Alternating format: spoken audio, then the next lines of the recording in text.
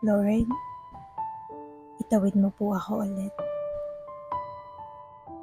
Maraming hindi sigurado, maraming mga bagay na hindi pa rin namin alam, at maraming mga darating pa, marahil may mga aalis din. Pero Lord, ikaw pa rin po ang bahala. Kung paano mo kami tinawid nitong buwan na ito, itawid mo po kami sa mga susunod pa.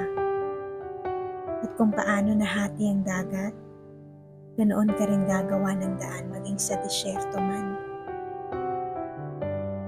Marami mang hindi pa rin lingid sa aming kaalaman, pero Lord, ang plano mo pa rin sa amin ang mag-iisang sigurado. Aasa pa rin sa biyaya mo, lalapit pa rin sa iyo, at sa iyo pa rin mapupuri ang puso ko. At gaya ng ibon sa kalangitan, na malayang lumilipad na walang agam-agam, lalakad kaming naniniwala na hindi mo kami iiwan ni pababayaan man. With love and prayers, Noel.